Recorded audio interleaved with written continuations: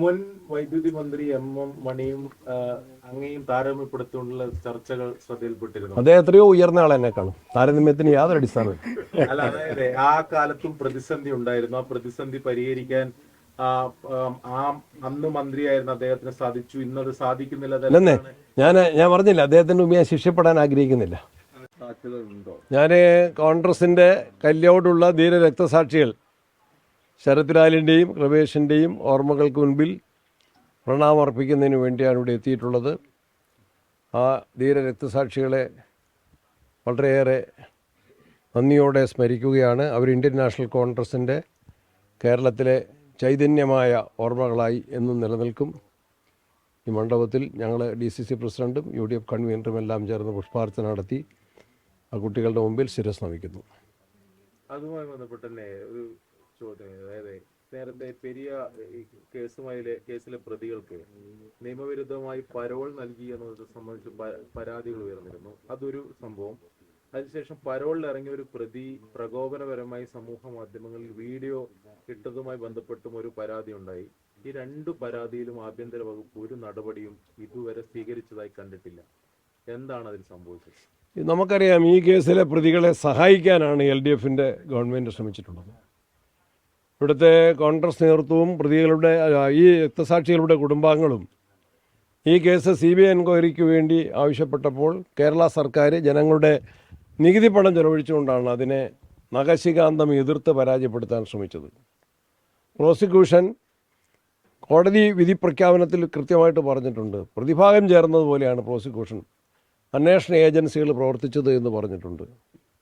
ഈ കേസിൻ്റെ അന്വേഷണത്തിൽ പിണറായി ആഭ്യന്തരമന്ത്രി ആയിരുന്നപ്പോൾ നീതി നിർവഹണം ഉണ്ടായിട്ടില്ല. പ്രതികൾക്ക് എല്ലാ സംരക്ഷണവും ജയിലിനകത്തും പരോള് നൽകിയും പുറത്തും എല്ലാം നല്ല നിലയിലുള്ള രാഷ്ട്രീയ സംരക്ഷണമാണ് നൽകിയിട്ടുള്ളത്. അക്രമത്തെയും കൊലപാതകത്തെയും പ്രോത്സാഹിപ്പിക്കുന്നതിനെതിരെ കേരളത്തിലെ ജനമനസാക്ഷി അതിശക്തമായിട്ട് ഉയർന്നിട്ടുണ്ട്.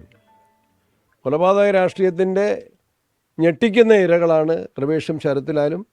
ആ കുട്ടികളെ ഇല്ലായ്മ ചെയ്തവർക്ക് നിയമം അനുശാസിക്കുന്ന എല്ലാ ശിക്ഷയും വാങ്ങിക്കൊടുക്കാൻ കോൺഗ്രസ് നേതൃത്വം പ്രതിജ്ഞാബദ്ധമാണ്. ആ കുടുംബവും ഇവിടുത്തെ പാർട്ടി ഘടകങ്ങളും അതിനുവേണ്ടി പൂർണ്ണമായിട്ടും പരിശ്രമിക്കുന്നു. അതിന് കേരള പ്രദേശ് കോൺഗ്രസ് കമ്മിറ്റിയുടെയും VD സതീശൻ സർക്കാരിൻ്റെയും എല്ലാ പിന്തുണയുമുണ്ട്.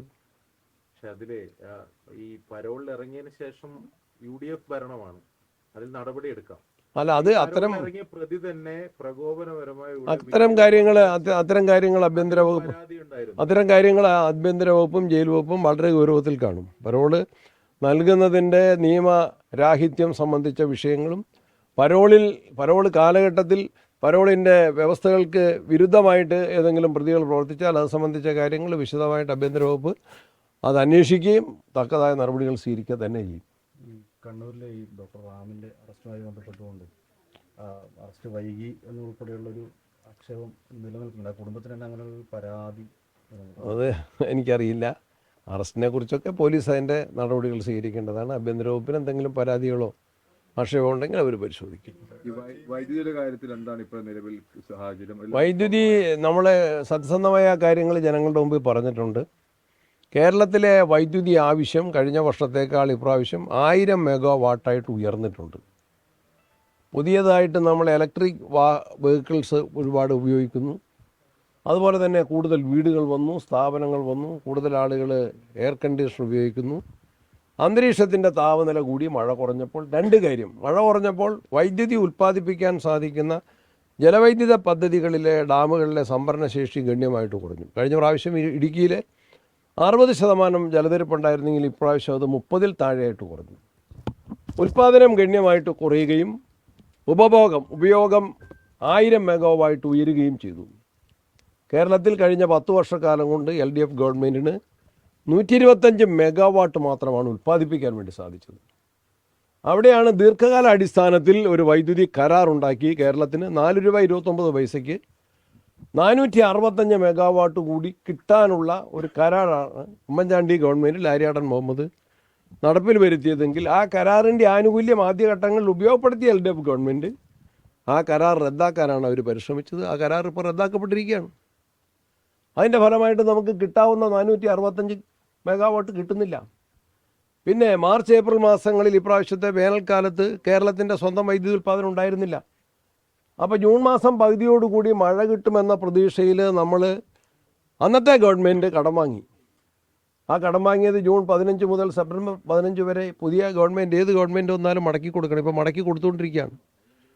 ഓരോ ദിവസവും രാത്രി നമ്മളുടെ പീക്ക് അവേഴ്സ്, ഏറ്റവും പ്രധാനപ്പെട്ട ഉപയോഗം കൂടുതലുള്ളതും ഉൽപ്പാദനം കുറഞ്ഞതുമായ സമയങ്ങളിൽ നമ്മളിപ്പോൾ വൈദ്യുതി മടക്കി കൊടുത്തുകൊണ്ടിരിക്കുകയാണ്.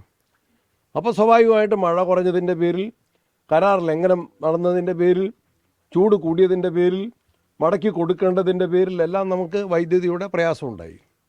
അപ്പോഴാണ് ചുരുങ്ങിയ സമയങ്ങളിൽ നമുക്ക് വൈദ്യുതി നിയന്ത്രണം ഏർപ്പെടുത്തിയത്.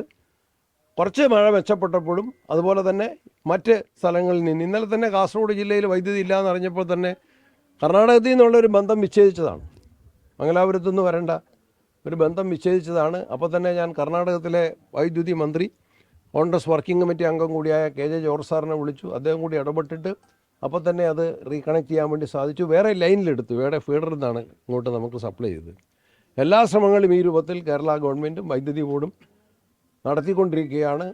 അതിൻ്റെ ഭാഗമായിട്ട് നമ്മളുടെ നിർമ്മാണത്തിലിരിക്കുന്ന പദ്ധതികളുടെ പ്രവർത്തനം വിലയിരുത്തുന്നതിന് വേണ്ടി കൂടിയാണ് ഞാൻ ഇന്ന് രാവിലെ ശ്രീകണ്ഠപുരത്തെ ബസ് പ്രൊജക്റ്റ് 40 മെഗാവാട്ടിൻ്റെ പ്രൊജക്റ്റാണ്, അവിടെ സന്ദർശിച്ചിട്ടാണ് വരുന്നത്. ഇനി മയിലാട്ടിയിലും മുള്ളേരിയിലും ആ പ്രവർത്തനങ്ങൾ നടക്കുന്നത് വിലയിരുത്തി സമയബന്ധിതമായിട്ട് തീർക്കാൻ വേണ്ടി പരിശ്രമിക്കും.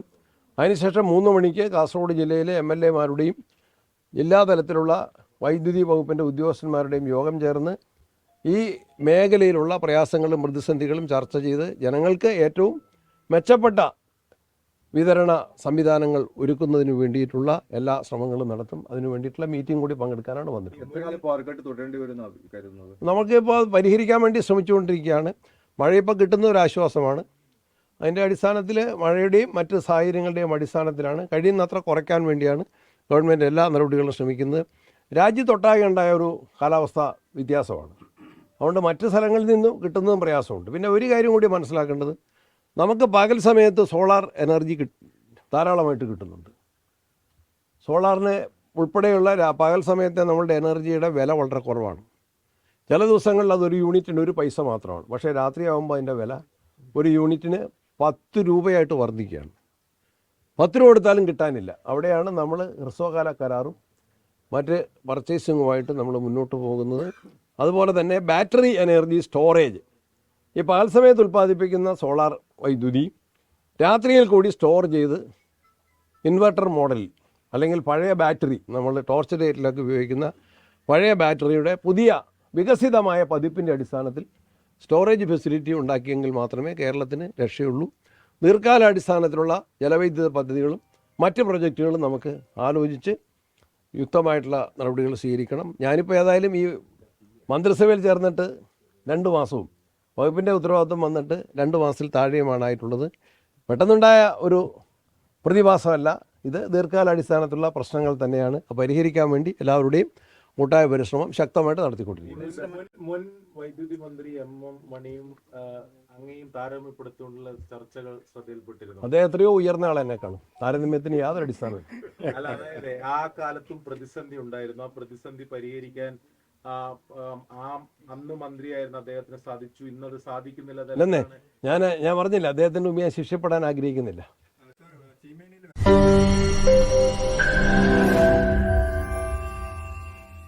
ലോകത്തെവിടെയായാലും ഏത് സമയത്തും 24 വാർത്തകളും ഓഗ്മെന്റഡ് റിയാലിറ്റി പാക്കേജുകളും എക്സ്പ്ലെയിനറുകളും വിശദമായി കാണാൻ ഞങ്ങളുടെ YouTube ചാനൽ നിങ്ങൾക്ക് സബ്സ്ക്രൈബ് ചെയ്യാം.